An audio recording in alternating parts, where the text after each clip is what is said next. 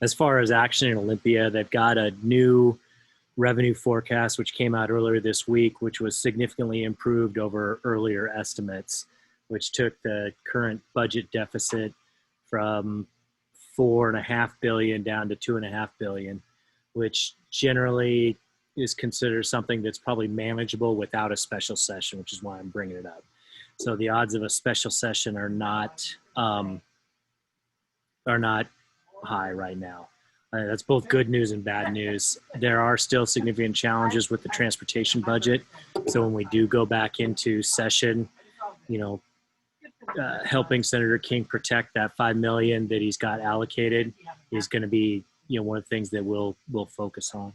We did have a really good conversation with him. He is ready to grab the study proposal bill and have that introduced once we get into session. I think one of the things that we'll be doing starting in around November is, with your guys' permission, is starting setting up the meetings with Washington side legislators where you guys will be kind of front and center and helping to talk about this bill and sort of everything that's gone on.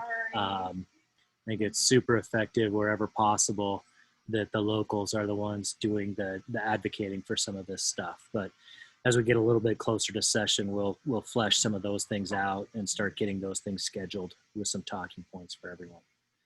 I'm happy to kind of answer questions for folks, but that's what I've got right now. Thank you, Brad. Any questions or comments for Brad? One of the things that I'm working on, Brad, is kind of a one-page handout that will kind of summarize what we're working on. So as soon as I finish that draft, I'll send it out to the group to review and comment on. But it sounds like November, those meetings will start being scheduled. November and December, yeah. It's still a little bit early. And I want you guys to get a little bit further down the road on the actual MOU and those things, because that's part of the discussion. Great. All right. Any other comments or questions for Brad? Brad, you're more than welcome to stick around. I know you have to sign off here in about 15 minutes, so you're more than welcome to come back in or. Yeah. If you don't mind, I'm going to go try and get something to eat, because these are stacked up one after another, and finding that extra 15 minutes is actually really valuable these days. So. Understandable. All right. Well, thanks for calling in. Thanks, and giving us guys. an update. Yep. Any questions, get a hold of me. Bye. We will. All right. Mr. Siegel, are you there? You might be on mute. I better turn, yeah. There you go. I'm off mute now, right? You are. We can hear you loud and clear. And what I am going to do is share my screen. If I can make sure I do this correctly. Let's see here.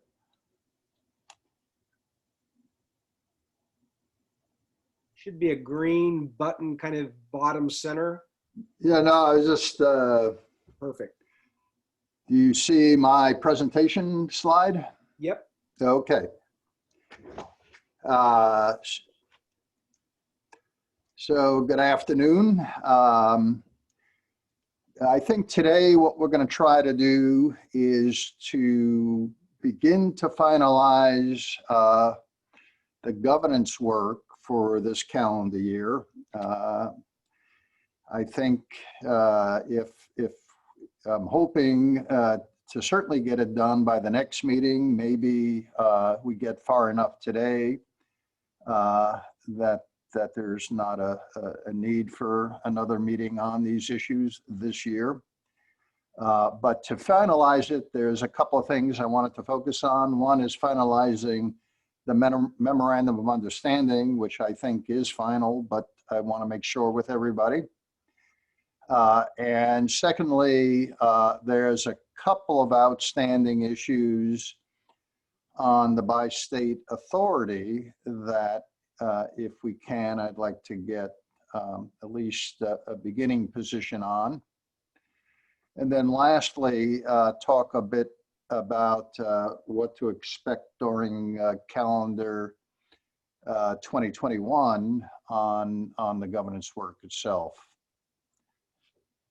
So with that in mind, and again, stop me, I'm sure you will, whenever you have questions.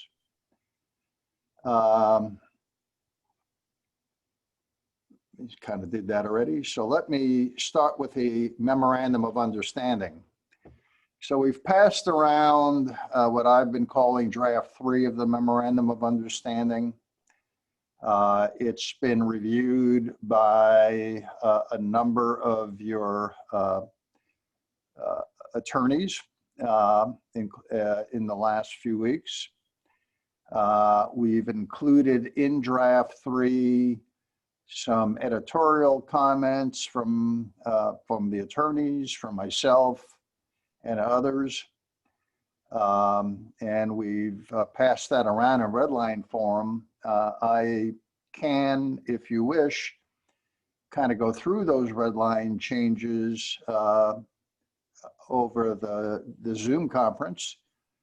But to be honest, if you've looked at them, they're kind of minor and editorial. I didn't think there's anything particularly substantive in those changes. And so if there's not a need to go through them, I won't. So let me ask, should I go through the MOU page by page to go through the red line, or are people satisfied with it? How many pages is it total? I don't know, was it 6 pages or something like that? I think 5. Let me Sorry. I was just going to say, I'm okay with not going through the red lines if anybody else isn't. I mean, my question on this first page, I guess, is where we have the X's in there. It says authorizes XXX to execute the memorandum of understanding. Is that just each entity will put a name in there, and then each entity will appoint whoever they want? And then I guess, do we have something in here that says the terms of those people, or we would just replace those people as those entities decide they want to? So a few questions. Number one, on the slide that you are looking at, so if the memorandum of understanding is final, we'll take out the red lines and send out clean versions to everybody. So the next step will be trying to get that approved by each of the 6 governing bodies on the bi-state working group. I know that Kevin and I are prepared to help your staff in whatever way we can, although at the same time, you know, each jurisdiction tends to have slightly different formats and slightly different wording for the resolutions. So I didn't try to write a complete resolution for every template for everybody, but I did think it might be important to at least explain what the resolves might be in that resolution, and that's what I'm trying to show here on the slide. So the first bullet simply says we support the project. The second one endorses the memorandum of understanding. Third, authorizes whoever, the chief executive, the mayor, or the county chair, to execute. And like the last one is the appointment, so you put in the XXX there, whether it's the mayor or county chair. And the fourth bullet is appointing the members and the alternate to the bi-state working group, and that's the X's that would be filled in there. We have not set a term limit for the bi-state working group. I think we decided that, you know, each jurisdiction will do what it thinks is appropriate for its jurisdiction. We hope that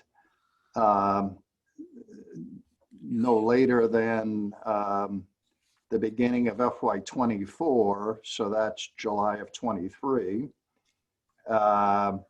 we'll actually have a bi-state authority in place, which will have its own appointment process. So right now, we're hoping that at the most, an appointment to the bi-state working group would start January 1st and would end when the bi-state authority comes into place, which hopefully will be July of 2023. So if during that period a jurisdiction wants to change its member, that's okay. It's up to the jurisdiction to decide. If somebody is currently on, doesn't run for office, and there needs to be a replacement, that's fine too. Again, that would just be up to the jurisdiction to make that appointment. So this is just kind of an example of what the resolves might look like in order to give whoever is writing the resolution for your jurisdiction a little bit of head start. And if we need to do a better job of giving you a head start, meaning drafting a resolution, happy to do that, just let Kevin know. Or if you want us to work with your staff people, again, let us know and we'll do that as well. Steve, before you move on, I did get comments from 4 of the 6 local governments. I have not yet received anything from Klickitat County or the city of Bingen. So Dave, have you heard anything from your side, from your PA, if you anticipate any comments, or should we sit tight until we hear from them before circulating a final?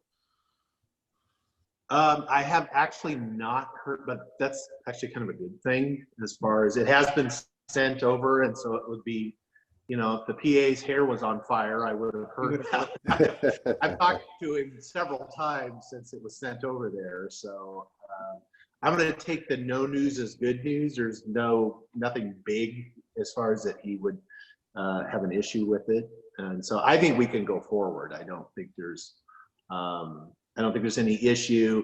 I think as far as for us, as far as Mr. Siegel is correct, I think each entity kind of has its own kind of format, and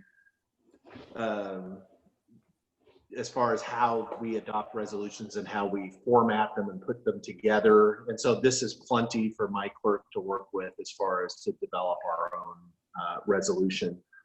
We generally, if you send my clerk a draft resolution, she'll just tear it all to pieces anyway and reformat it all. So this is plenty. So, and she learned from her mentor, it was worse. So, so this, I think we're good to go as far as Klickitat County, as far as I know. And then during that, once we have the clean copy out, that we can review if there's anything, because there may still be, who knows, as far as what the final edits. Attorneys like to always find something to make some comment on. So we'll go from there. Great. Okay. And then Mayor Barnes, likewise, have you heard anything? I know you weren't able to get that document until just a few days ago. So I don't know. Yes. I did speak with my attorney, and he reviewed it, and he got back to me this morning. He thinks it looks perfectly fine. Great, thank you. All right, Steve. Okay, thank you. So let's talk a little bit about some remaining points about the bi-state authority. And there's a few things to keep in mind. The bi-state, whatever we think the bi-state authority might be today, will evolve over the course of the next year through our own work, through working with stakeholders, public engagement, legislators, and so on. So whatever we quote agree on today, if anything, it's a temporary beginning place, and I think we need to keep that in mind. And I think but it's important to have some idea of what we currently think, because you're going to be asked about it. When you go talk to legislators, they go, well, what do you think the bi-state authority is, or the public? So we need something, at least for the next several months, as we begin to elaborate on some of the stuff. But we need something to, at least in outline form, explain when we use the word bi-state authority, you know, what the heck is it that we're talking about, and how do I fit into that? And so I think that's what we're trying to do, is to identify a starting point that deals with enough of those issues that at least it's a starting point for me to write the legislation, for you to work with stakeholders and the legislators. But keep in mind, it will change. You will change your mind about things, and that's perfectly okay. We literally got a year to kind of finalize this before hopefully we have the opportunity to introduce it into the 2022 session. So just to kind of recap a little bit on kind of what we've talked about so far, because as we write up this 1 or 2 page outline of where we are at this point, some of this will be in that outline. And the Bi-State Authority, of course, is an independent political body set up under Oregon and Washington law. It is a unit of government in both states. Essentially, it will have the power to do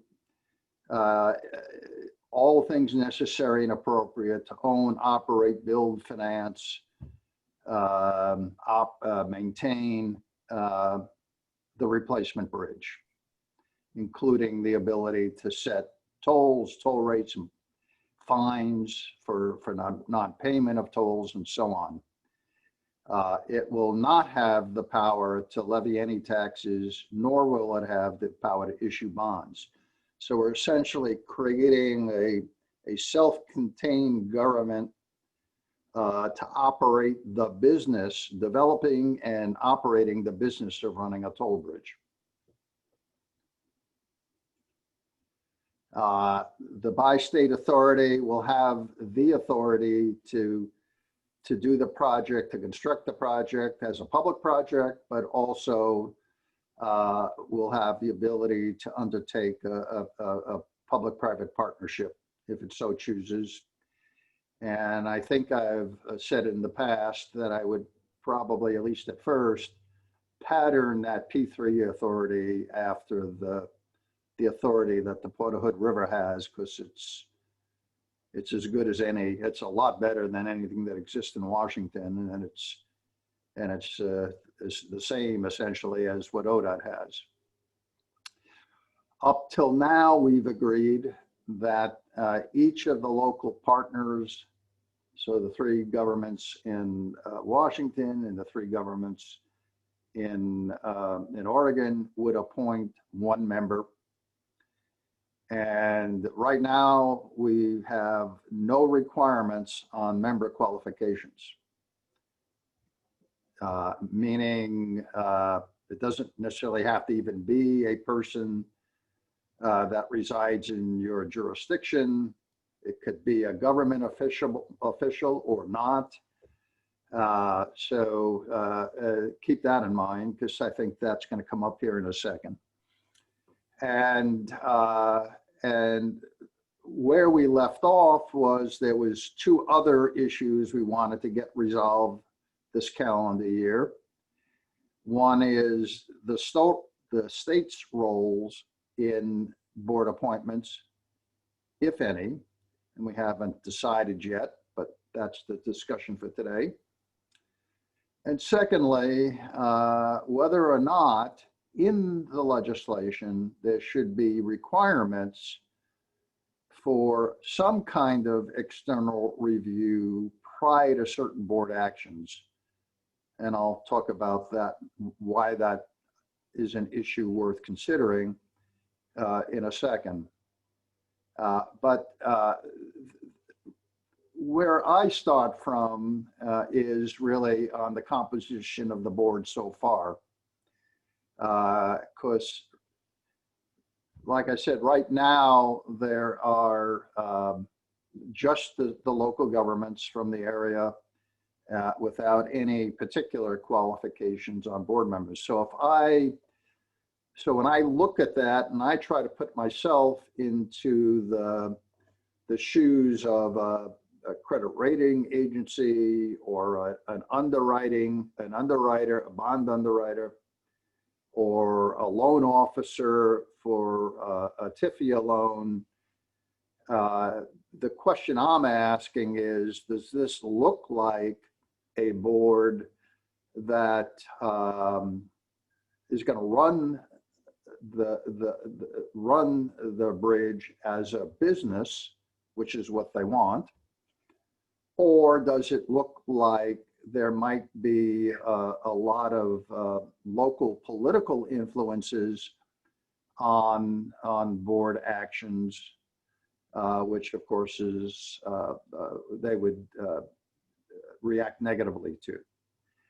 And so as I begin to think about the questions we're going to look at today, the need for further discussion, in my view, and again, I'm just expressing my opinion, it's up to you to decide, but in my opinion, what I think I would try to do would be to add some board members and some requirements to provide comfort to those bond issuers and credit rating agencies that might be concerned that there's too much of a possibility here that this will be a local, run as kind of a local political operation rather than as a business. And so fair to disagree with that, but I think that becomes the issue. And I think that issue might also come up with even with legislators, because if you look at other statutes dealing with projects, a lot of times there are requirements for external reviews, expert review panels, that kind of thing. And so it would be, I don't want to say unusual, but it's to just say, well, go do whatever you want. But it is an issue that comes up on other projects. So to start off with, I'm going to give you my recommendation and let you react to it in the next slide, not this slide. But what I thought you might find interesting is just to look at what I found in not only by state authorities, but any kind of governing body that's put together for a toll project, or whether it's a bridge or a transportation project, and just see, what kind of things other people have done. And it's frequently the case, in fact, very frequently the case, where the state has some involvement on the board. In some cases, they have mentioned specific state positions or agencies that would be represented on the board. Frequently, that's the DOTs. But it also could be, or has been in other agreements, state treasurers and even state legislators.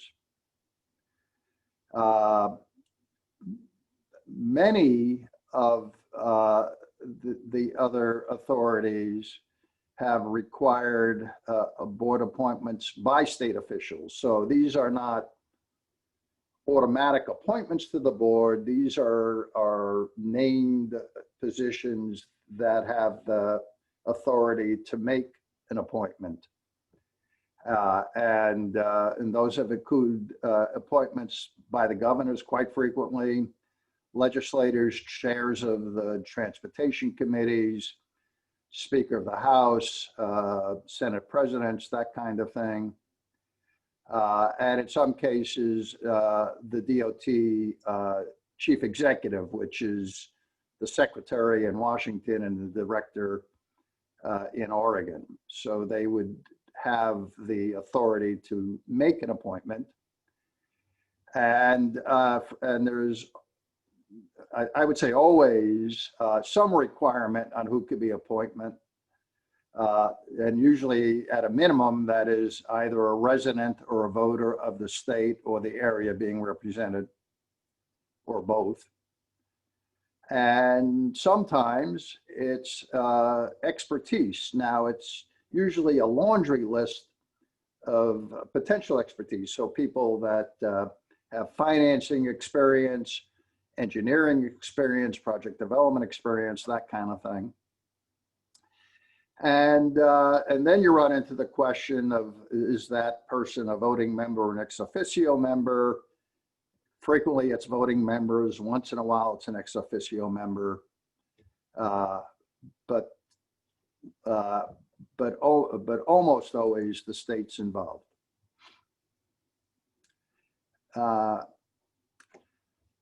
So to give you a target to either agree or disagree with, I have suggested a recommendation.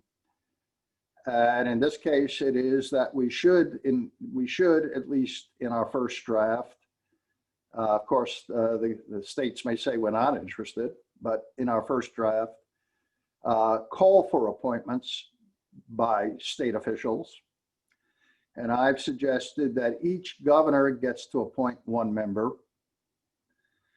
And for each state, the Transportation Committee co-chairs each appoint one member. So what that's saying in short is from each state, there are 2 appointments. One is from the governor and one is from the co-chairs of the transportation committees. So in total, there are 4 state appointments on from the 2 states, which are added to the 6 appointments that are local for a total of 10 members on the board. I suggest that the state appointment must be a resident of the state. And that's there primarily to say that it does not have to be a resident or a voter from the area. And again, you can choose to change that, but I tried to broaden it. And I also believe that the appointment should have, we should require some kind of relevant expertise for the appointment, and that the appointments be voting members.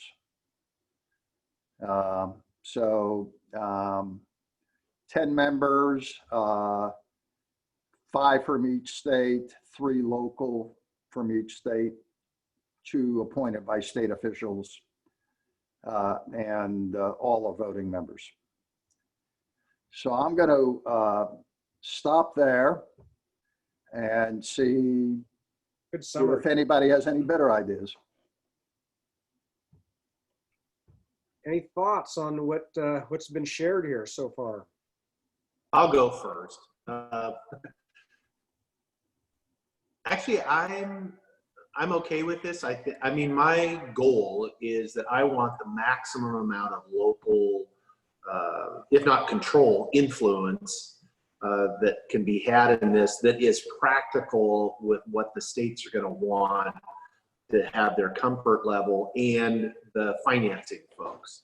And so I think as far as a starting point, I think this is a good place to start. That's a pretty good ratio, I'll call it, as far as, you know, you've got 60% local folks and 40% not necessarily not local. They could be local, but it would be the decision makers that do the appointments are not from the area necessarily. So I think a starting point, I will be really curious as this goes forward and we are seeking by state authority from each respective legislatures what they want to see in there, because it can sometimes be an upward battle to try to keep a majority of the folks that, at least my experience is that our respective state capitals do not like to share power necessarily with local folks.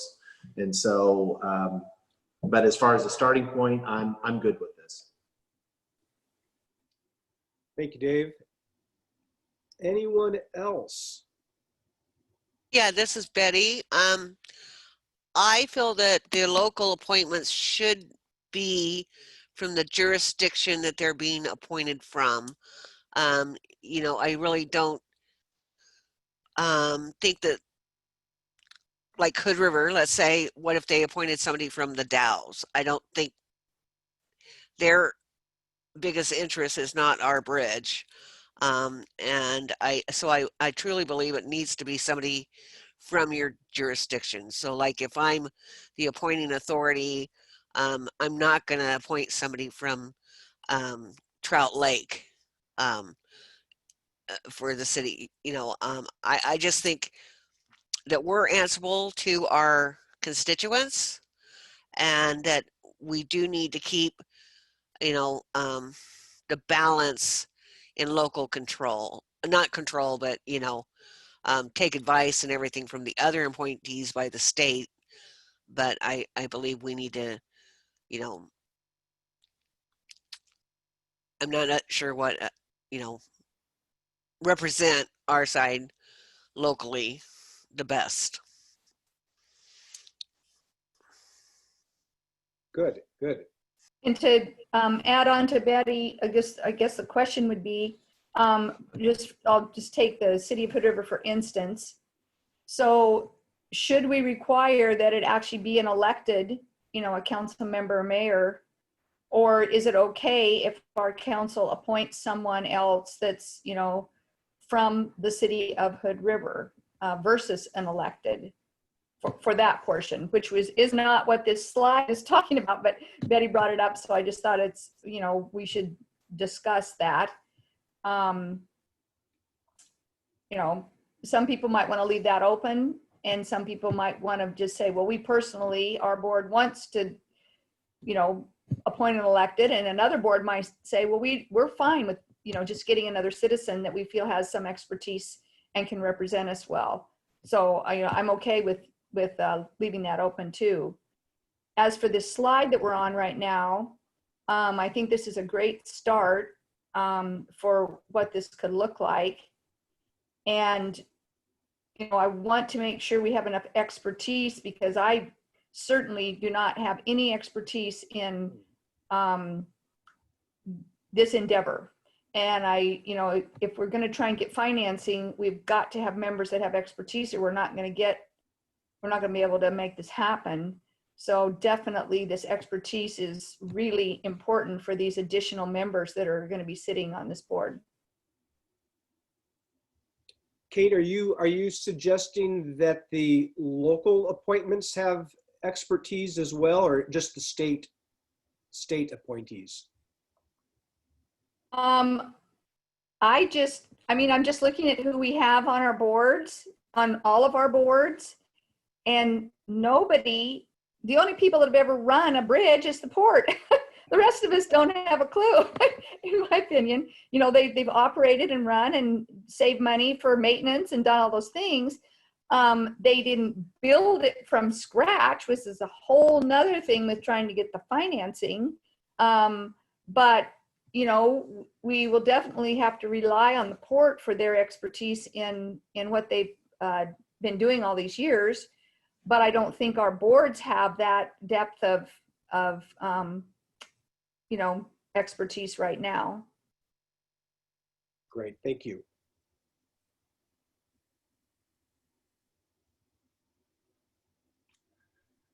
Marla, are you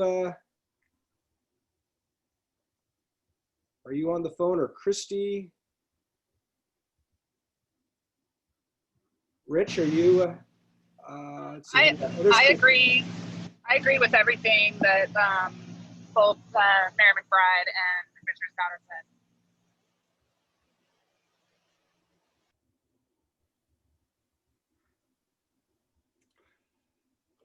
Great, thank you.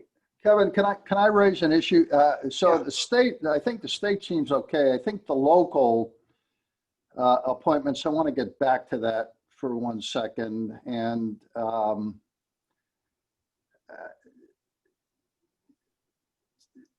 the concern I would have, I think Mayor Barnes might have actually said it, is viewing an appointment to this board as representing the interest of your jurisdiction. I think that's, if that would have come across to credit rating agencies and lenders, that would make them nervous, right? The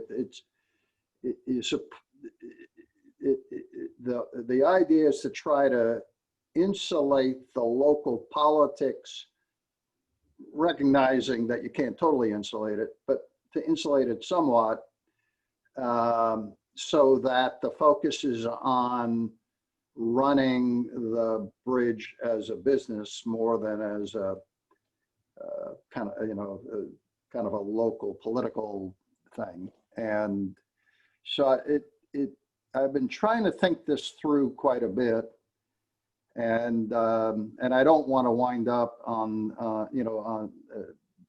totally disagreeing with everybody that actually, you guys that make the decision. But I do worry a little bit that if we try to just restrict each appointment to the specific jurisdiction, so the Hood River, the city of Hood River can only appoint somebody who lives within the city of Hood River, that gets a little, there's some awkwardness in that. And I was thinking perhaps if we want to put a requirement into the legislation, it could be that the geographic area that we are looking at here is both counties, right? So each jurisdiction has to appoint somebody that's a resident of one of the other counties, which doesn't say, for example, that the city of Bingen can't appoint somebody from the city of Bingen. It just isn't a requirement that's in the legislation itself. So I thought by making the county the geographic area, I also begin to worry a little bit, and I haven't looked into this as much as perhaps I should have, that if we say, and I'll pick on the city of Bingen for a second, the city of Bingen gets a vote on this board, and the county gets a vote, you got a little bit of a proportionate, the disproportionates there that could become an issue. And so I feel more comfortable saying that if you're one of the jurisdictions in Washington, you got to appoint from within Clickitat County. And it doesn't say that, again, using the city of Bingen as an example, that the city of Bingen should not appoint from within the city. It just says you can appoint from a wider population base. Sorry. I'm sorry, I didn't mean to interrupt you, but I'm comfortable with that. We do that quite often over here in Clickitat County. Oftentimes we have to appoint someone to McKidd, and we, take all our votes and put them in one basket together. So I can see doing that. Like for Bingen's vote, it could be anywhere in our county, Clickitat County. I'm good with that. Well, thank you. The other thing I was going to raise is, so now the other issue is, can it be or should it be an elected official from those jurisdictions? And I think it's okay to leave it open, but I think we at least have to agree amongst ourselves, we don't have to put it in writing, that we got to be careful that if we appoint a member of a city council, for example, that that person doesn't have a real or imagined obligation to have to go back to that governing body each time it has to make a hard decision. Now, we do hope that everybody will be talking to each other, but I've been on, I'm sure we all have, I've been involved in committees where each time the decision had to be made, everybody had to go back to the jurisdiction, decide as a jurisdiction, and then come back and report whatever that decision was, as opposed to just deciding as a member of the board. And that is a bad idea in this particular case, I believe. Yeah, this is Dave. I would agree with that. I think we have examples of folks, at least we do as far as at the county level, where we make appointments to boards, and those are basically independent.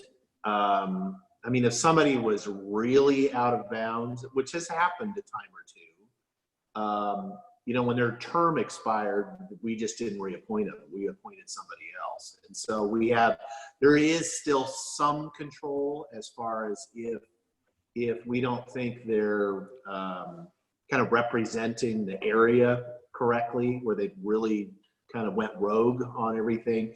But we have numerous examples of where folks, we appoint them, you know, that's why it's really important to appoint good folks to these, whatever it is, because you want good people that are going to take this seriously and do the job.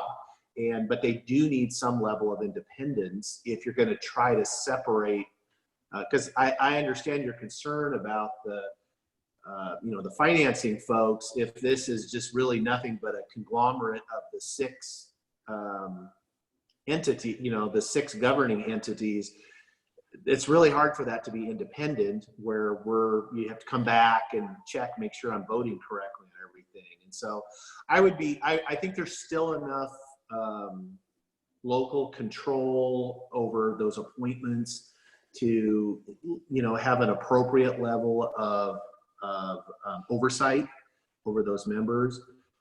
As to them being an elected official or not, first let me back up. I understand where Betty's coming from. I like the compromise as far as that it would have to be somebody from the region, as far as the county, for any of the three. We have a history of doing that. As Betty said, we do that now with several of these boards that we share members on. So I'm also good with that. As to him being an elected official or not, I'm kind of back and forth on that, because if we're trying to have some separation, I think what I would maybe be okay with or support is that they're not prohibited from being an elected official. And if that's what the jurisdiction, I think the jurisdiction should be able to appoint whoever they want, or whomever. I'm not sure what the correct grammar is there, if anybody's listening. But I think it also sometimes is, maybe if we are looking as a appointing authority, that we want somebody on that board that has specific expertise in a certain area, and as it works out, none of the elected officials have that ability. I think we should be able to go outside of that, because that's a pretty limited pool in many of our jurisdictions. You know, there's not a lot, and we generally have areas of expertise that don't really have anything to do with running a bridge or engineering or finance or any of those kind of things. We may have people that we are very comfortable with sitting on there, but I think I would like to reserve the ability to go outside of just the elected official pool And I should, Clickitat County should be able to appoint whoever we think is best to serve in that role. Great, thank you. I agree. And I also think that, as we go from design to construction to management, that expertise is always going to be changing. We're going to need engineers in the beginning. We're going to need maintenance people and finance people in the end. And so it's naturally going to evolve into needing different types of people as well. So let me ask, just looking at the state slide, am I correct that that's okay? Everybody thinks that's okay the way it is? Okay, so going back to the local board,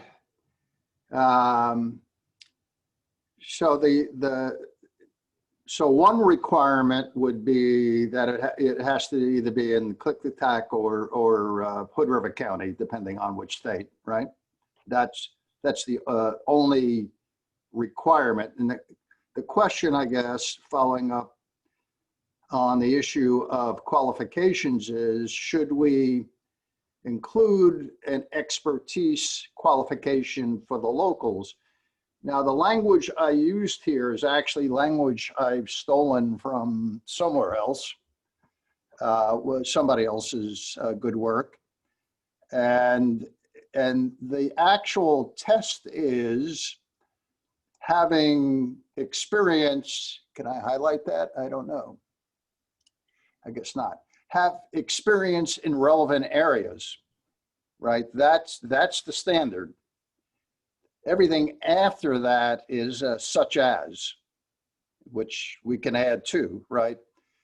So going back to Commissioner Suter's issue or statement before, I could say, if you want, I could make this requirement that we're applying to the state also apply to the locals, recognizing as you read the language that you don't have to be an engineer or anything in particular. It just has to be some relevant expertise in the eyes of the appointing body.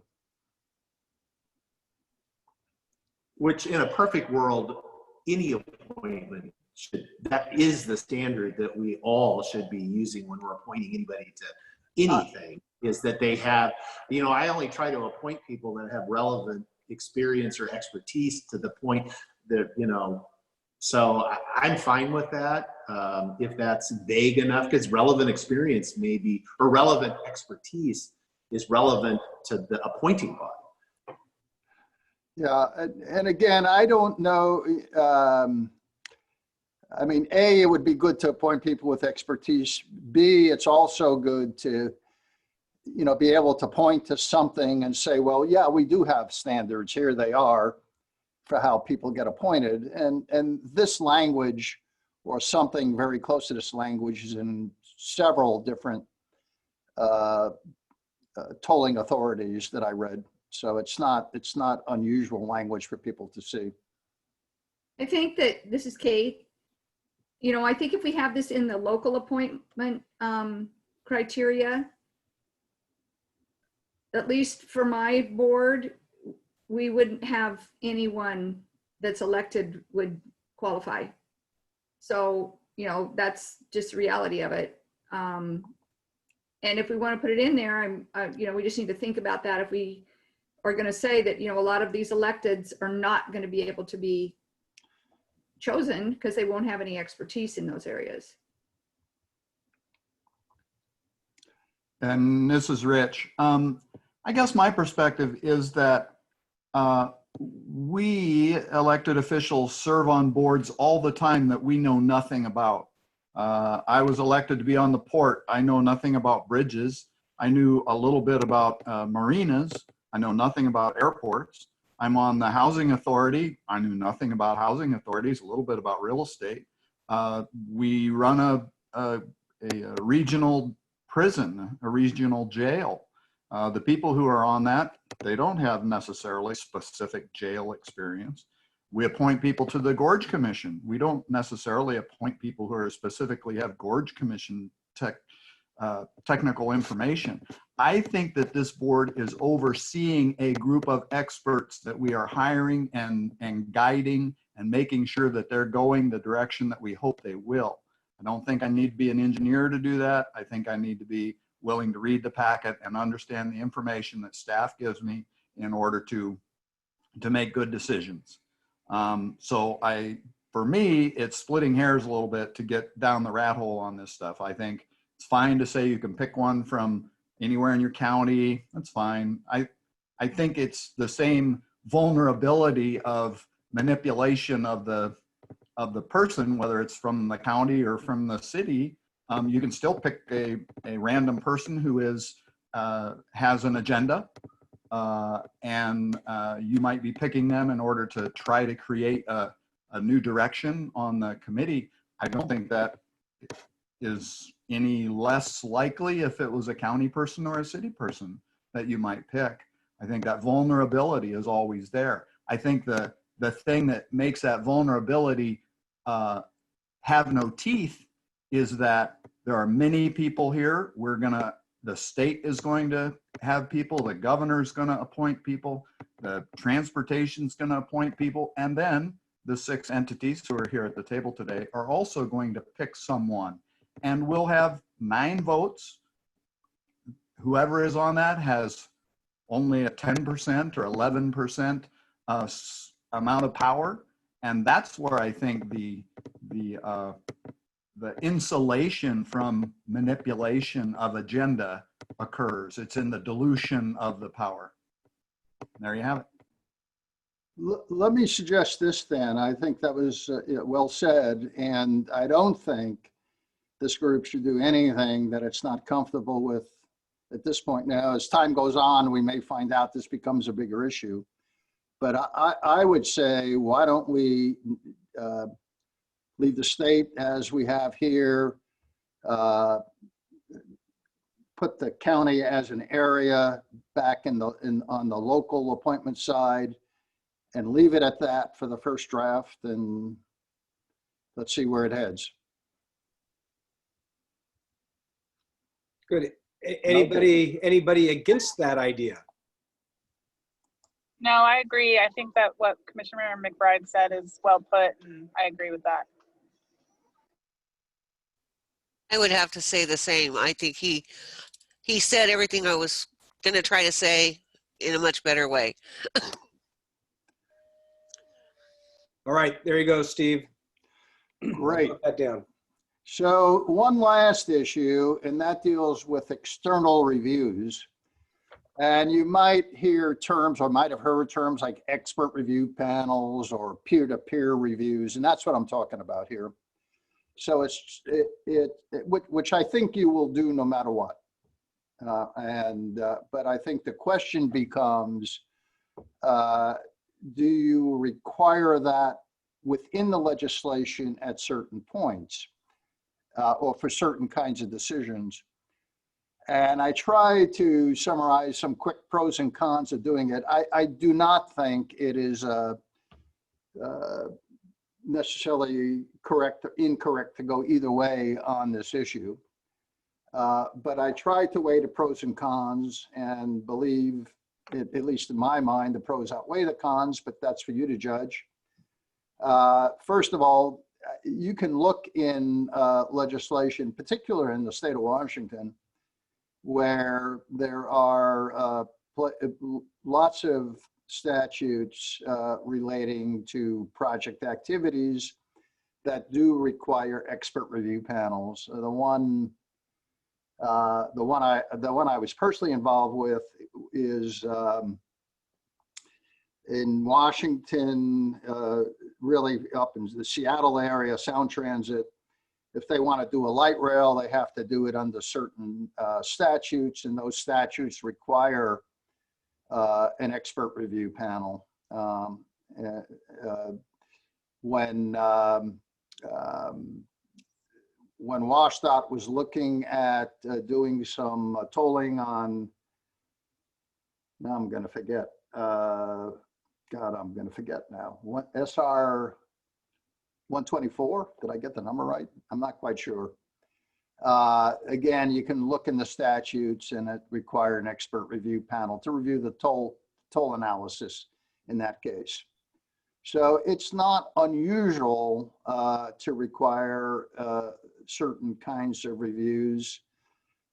Plus, it's a good idea. I mean, on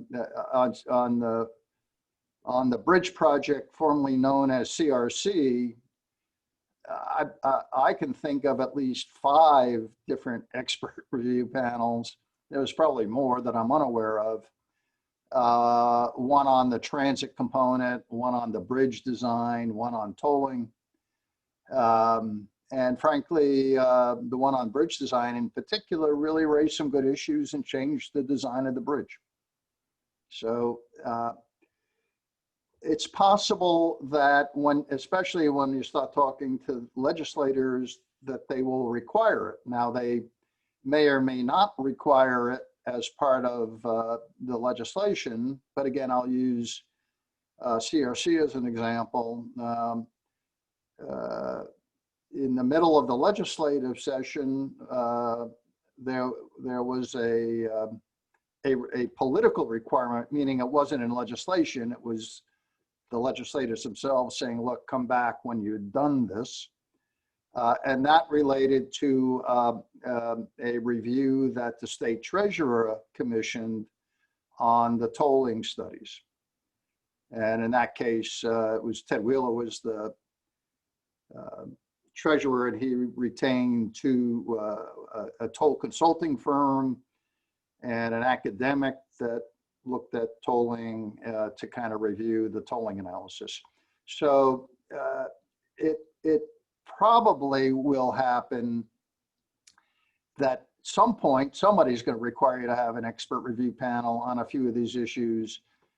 And I would argue you're better off getting ahead of the issue and including in the statute, so you could say, look, we have that under control, rather than to have people invented on the fly, like what happened to CRC project on the tolling.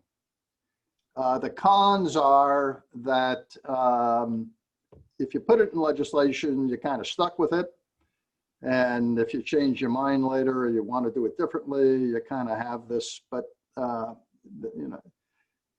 doing these expert review panels are time consuming and expensive. Some of them are very expensive.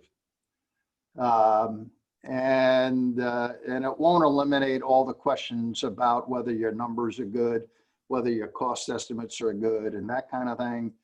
And of course, there's always the possibility that you commission an expert review panel and they find some problems that you have to address, whether or not you think they're problems. So there are pros and cons. They're pursuing it this way. Like before, I have a recommendation that I will propose that gives you a target you can agree, disagree with, or say forget it entirely. Oh, I'm sorry, I forgot I had the slide here. So here's a bunch of projects that had requirements for expert review panels. I won't belabor that point. And it was SR 167. My memory's failing me here. Steve, can I ask a quick question? How are these expert review, if the bi-state working group called out for an external review panel, how is that appointed? How is that they appointed? So it's whatever the statutes say, and then the bi-state authority does whatever the statutes say. So what you would do, and what's normally done, in fact, look, the last bullet here, which is from, which is the light rail statutes in the state of Washington. While I'm paraphrasing here, I am not paraphrasing a whole lot. So if you looked at the statutes, you would see language like this. So it's not very prescriptive. Might give a range on the number of members. It'll tell you that they ought to have some expertise. It might tell you where they have to send their findings, but that's about it. It's not that prescriptive. Right. And so with that in mind, I came up with 3 potential areas. Actually, if you think about it, the first 2 of these would actually be relevant on a project that's being pursued as a public project, meaning not a P3 project. And the last one is obviously only relevant for a P3 project and not for a public project. So the first 2, so if it's a public project, suggesting 2 requirements, and if it's a P3 deal, recommending one external review. And the first external review up here, I called a peer-to-peer review, meaning this is more of a technical, this is a pretty technical thing. And it's getting a review, and I put it in, of the 60% cost estimate. And making sure that it's,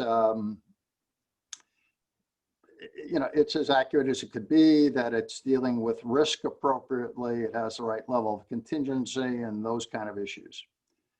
And the reason requiring it at the 60% level, and right now, again, we're probably at the 5% level or less of engineering. So this is not for a couple of years. But the reason I'm suggesting it at 60%, because that becomes the basis for a lot of things. It becomes the basis for your finance plan that you're going to submit for a TIFIA loan. It's the finance plan you'll submit for the credit rating agencies. And it's the one you're probably going to have to live with more or less for the rest of the project. And so it has great importance, and it would be a good time to make sure you had a check.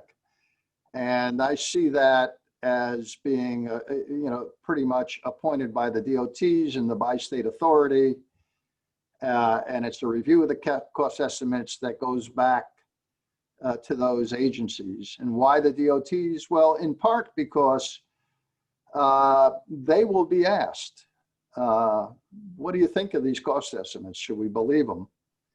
And I think we have to make sure that we've provided them with the opportunity to go through a serious review, and that we've responded to any concerns that they may have. Now, we will be doing that all along to a certain extent, but I think here we try to make one formal final test before we start using those cost estimates for loan applications and the like. The second place I see is the approval of the finance plan. These might occur close to each other, but this really requires a different set of expertise and a higher level of scrutiny. Because the question will be, well, okay, if we give you a $100 million grant or whatever the number is, are you sure you can get this thing done and financed?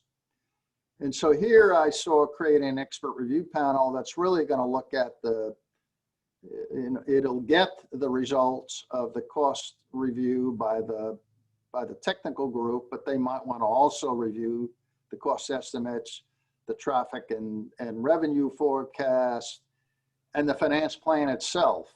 Is it structured correctly and that kind of thing? And I see that being appointed by a higher level group, again, including the bi-state authority, but others besides just the DOTs.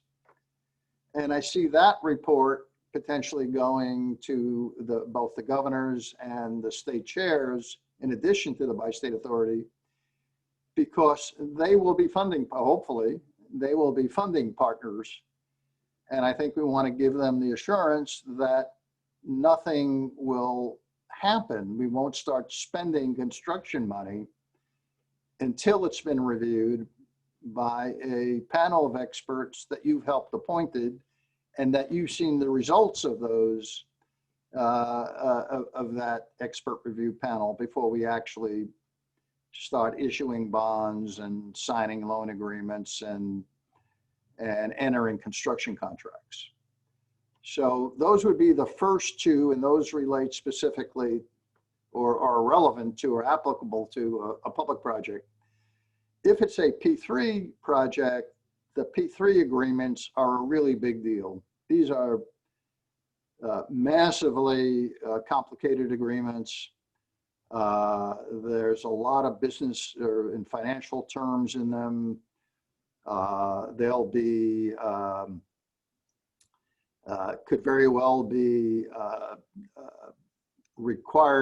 not requirements, but due diligence periods where the P3 partner can bow out or try to renegotiate the agreement. And I think it's really important to have a panel of experts review the agreement, or at least the key terms in those agreements. And that actually is a requirement in the state of Washington, where if there's a P3 project on a state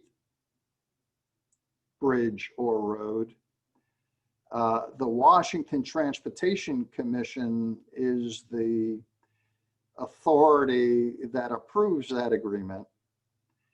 And in their statutes, they are required to appoint an expert review panel before they would approve that agreement. And so I've kind of replicated that here. And in this case, and again, it's a place to start. It could change.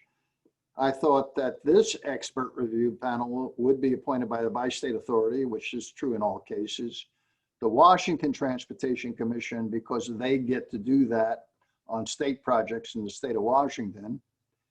And if I'm going to have the Washington Transportation Commission do it, then it seems appropriate, if maybe it's just symmetric, to have the Oregon Transportation Commission do the same on the Oregon side. So I thought that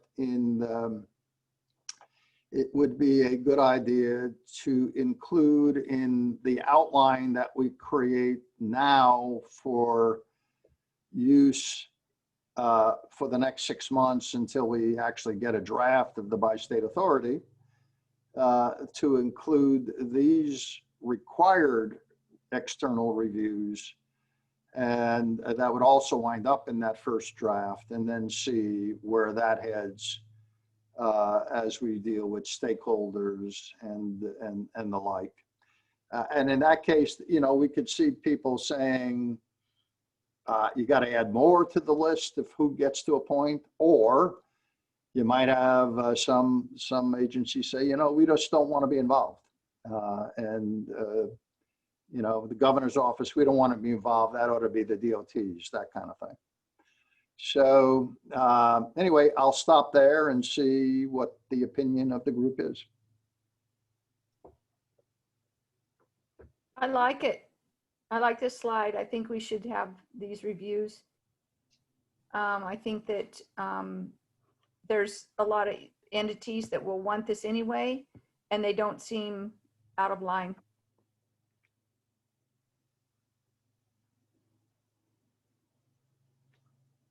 Thank you. Any other thoughts on these external review requirements? Okay, I'm seeing a lot of head nods, so I think this is good, Steve. Well, that's great. Thank you. So, so with that, I think, Kevin, I owe you and the group two things for this calendar year. One is to clean up, give a clean copy of the MOU. And two is to put some kind of one-pager together of kind of where we ended up on the bi-state authority for now. and get that out to everybody and make sure that I've written it correctly. And with that, I start worrying about, well, okay, what happens in 2021?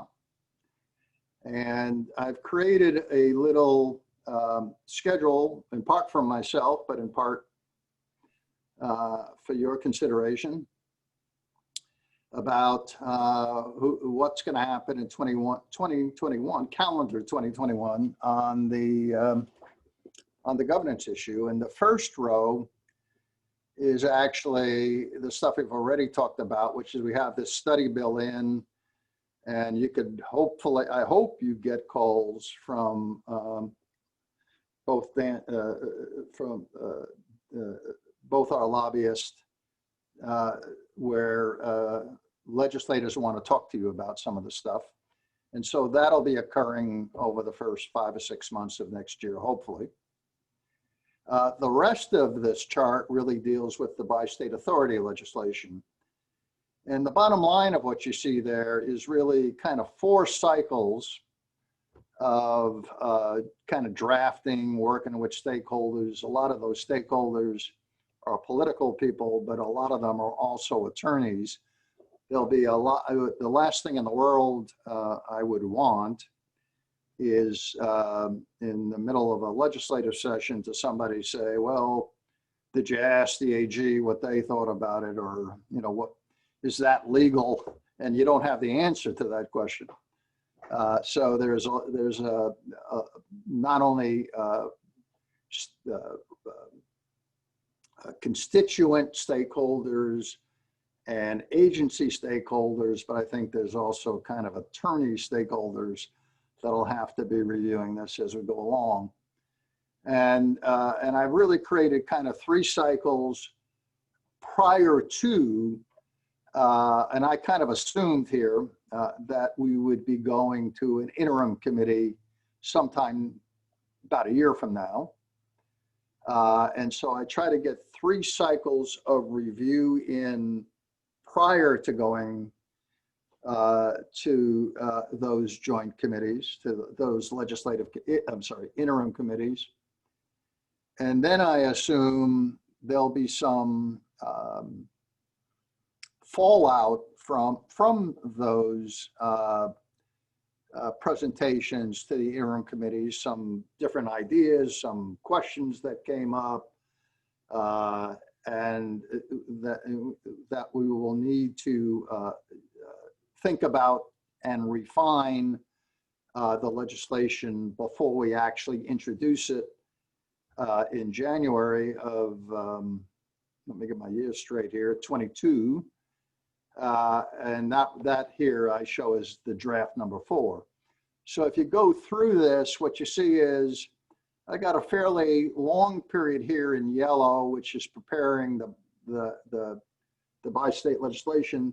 That's primarily me working either by myself or trying to track down either your attorneys or some of the state attorneys to kind of review some matters or discuss some matters with them, and kind of assume that will take 3 to 4 months. I assume 4 here, in order to actually prepare a first draft, an entire first draft, with at least most, if not all, of the legal issues kind of resolved, and get that to the bi-state working group. So right here, the orange colored rows here are your reviews. So I have me essentially working for 4 months, somewhere around May, beginning to review that draft with you. We might be reviewing partial drafts before that. I didn't try to fill everything in here. Then I would prepare a second draft. It would come back to the bi-state working group. And at that point, so that would be the beginning of the summer. And at that point, that draft, I think we have to start really sharing around quite a bit, meaning shipping to the AG's offices, to the city's attorneys, to whoever stakeholder groups you think you have to work with. including your own governing bodies, and have them review, discuss, either formally or informally, that draft 2. So that draft 2 really becomes our first public draft in its entirety of that proposed legislation. At the end of that stakeholder review, so now we're into kind of the August, September range, we consider those comments. I redraft provisions as may be necessary based on whatever we heard, and come back to the bi-state working group with a third draft, which hopefully is good enough and final enough that becomes the draft we would go to the interim committees with. We would then go to the interim committees, make our presentations, get some feedback. Some of that feedback may be direct, change this, or some of it might come in the form, and more likely will come in the form of questions. Well, what about this? Or did you think about that? Or why did you do this instead of that? And we will need to respond to those questions, which are kind of the blue rows here. And then based on our best thinking, I would begin to prepare a final draft to introduce, which would come back to the bi-state working group in the November, December timeframe. And it's a little hard to gauge exactly because we don't know when the interim committees meet. We're not even 100% sure we'll get to the interim committees. And if we don't, we just kind of adjust around that. But certainly by the end of December, we have to have a final bill that's gone through as much review, as many people have gotten their fingerprints on it as possible. And hopefully it's ready to be introduced with as little controversy as possible. And I'll stop there and say that's kind of my thinking of what to expect in 21, and just try to get your feedback as to whether that makes any sense. Thank you, Steve. Any thoughts on this schedule for 21? We're going to be busy. Yeah, seems reasonable, seems consistent with kind of what our plan has been all along.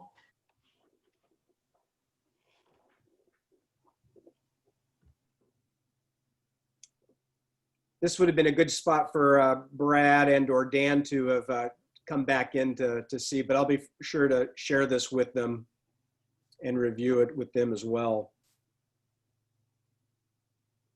I think one of the things, Steve, you were talking about, the support for the study bill legislation and developing a one-pager. I believe that once we have a one-pager, that both Dan and Brad will be putting together a full list of meetings and kind of basically a legislative strategy with when people need to be contacted, what their phone numbers are, what their emails are, with kind of a week-by-week summary. So once we get those deliverables from Steve, then we'll transfer that over to our lobbying team, and then they'll put together kind of a step-by-step process for the study bill legislation. And Kevin, I think, I don't know when the next meeting of the bi-state working group is, but we'll have all that completed by then. And so we can come back with the one-pager and clean some of the stuff up and make sure everybody's okay with it. And then I think the governance work for 2020 is done for the year. I hope that doesn't disappoint anybody, but I think 21 will be a pretty busy year. Well, this is great, Steve. Thank you. Really looking forward to the coming year and seeing what you come up with on the one pager. And I'm sure you and I will be working on that in time for the next meeting. Is there another slide there? Or is that just a conclusion slide? I think it says questions. Oh, okay. Well, great. Well, so on our agenda, I did have a next meeting of 2 weeks, October 16th. You know, we could kind of follow up on some of these other materials, or if you want, we could just have a check-in meeting. What is this committee's interest? What would you like to do in 2 weeks? Well, I'm going to be the broken record of numerous meetings here. When are we going to talk about the P3 stuff? So when can we get that on one of our agendas? So that would be where I'd want to go as soon as we can. And I'm okay on the 16th for a meeting pretty much almost any time. And whether it's a check-in or we had a longer meeting to talk about P3 or be able to talk to some P3 people, that's however we can get that scheduled. Well, why don't I could probably put together some type of a P3 schedule, you know, just kind of a high level, and review that with you in 2 weeks. Lowell Clary, I've been in touch with Lowell Clary, who was involved in a P3 panel about 2 years ago. And he's got some background and expertise in P3s. And so he'd be more than happy to meet with this group. But let me put some thoughts down and present those at the next meeting.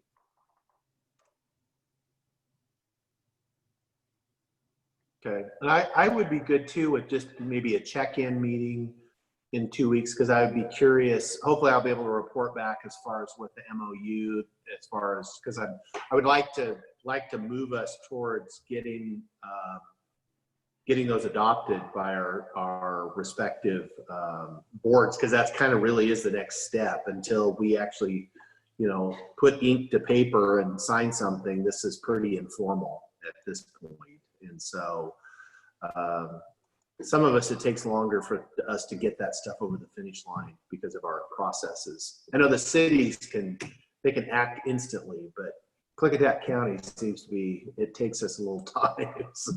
So I will be working on that for the next couple of weeks, and hopefully if we check back in on the 16th, I can report that we've either done it or we're really close. That's great. So maybe what I'll do is Steve can maybe hand off a draft of that, and then maybe Steve doesn't necessarily need to come to the next meeting then, but maybe you can review as one pager, and we can try to keep it, what do you think, in a half hour to an hour, something like that? Okay. That sounds good. Okay, well, that sounds good, Steve. So I guess I'll follow up with you, but it looks like you've got you're off the hook for the next meeting. Thank you. It's been a pleasure. Thanks everybody for working on this. I know it's ponderous at times. Do you have a time for that meeting, Kevin, yet or not? Let's see. I had suggested 1 p.m. on Friday, October 16th. And if that works, I'll send out a calendar invite so it gets on your calendar, and then as we get closer, I'll send you an updated one with all the Zoom information. Any other closing thoughts? We're about 90 minutes, so good timing. Hearing none, I guess I'll be in touch with you individually, and then we'll see us all on the 16th of October. Thank you, everybody. Bye. Thank you. Bye-bye. Bye, Christy.